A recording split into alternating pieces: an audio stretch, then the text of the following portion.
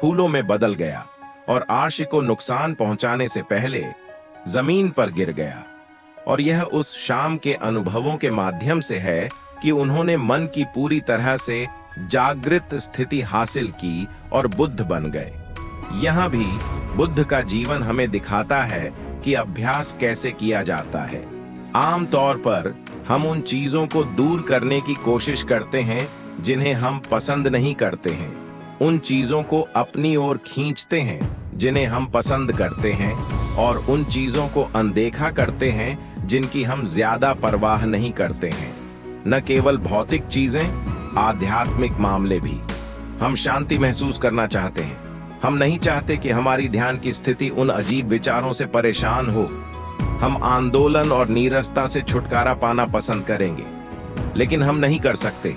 बुद्ध ने हमें दिखाया कि हम चंचलता और कल्याण की स्थिति में रहना सीख सकते हैं, ताकि मारा की बेटियों के सभी हमले और प्रलोभन हमारे अपने अहंकार केंद्रित आदतन पैटर्न फूलों की तरह गिर जाएं। बुद्ध ने चित्त की जागृत अवस्था प्राप्त करने के बाद उनका अगला कार्य बहुत सावधानी से सोचना था कि क्या अन्य लोग इसे समझ सकते हैं। उन्होंने हमारे भ्रम और हमारे अहंकार को देखा, फिर भी उन्होंने यह भी देखा कि हमारे बीच ऐसे लोग थे जो उनके शिक्षण की ईमानदारी को समझ सकते थे और प्रचारित कर सकते थे। वह उन 5 दोस्तों को खोजने के लिए निकल पड़ा जो उसके साथ अपनी तपस्वी यात्रा पर थे।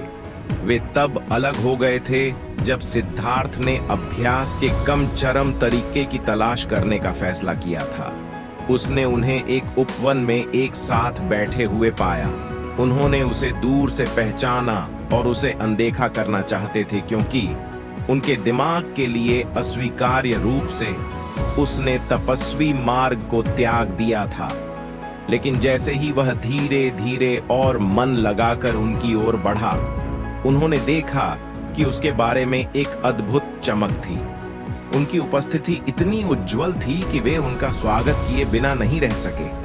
उन्होंने बुद्ध से पूछा कि यह कैसे था कि वह इतना अलग लग रहा था, और उसने समझाया कि उसे वह मिल गया था जो वह खोज रहा था। उसे दुख का अंत मिल गया था। यह तब था जब बुद्ध ने अपनी पहली शिक्षा दी, सिद्धांत जिसे 4 महान सत्य के रूप में जाना जाएगा।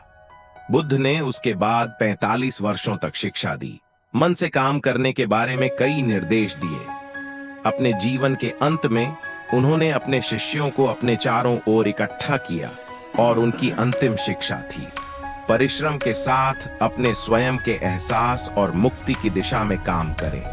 अपने आप के लिए एक प्रकाश बनो, उन्होंने कहा, और फिर वह मर गया। यहाँ तक कि उनका निधन भी हमारे लिए जीवन सबक था। यदि सब कुछ पूरा करने वाले बुद्ध को मरना है, तो क्या हम संभवतः मृत्यु से बच सकते हैं? बुद्ध की अंतिम शिक्षा नश्वरता का शक्तिशाली तथ्य था। हम सभी में जागृत होने की क्षमता है, जैसा कि बुद्ध ने किया था। लेकिन ऐसा नहीं है कि हम पीड़ा की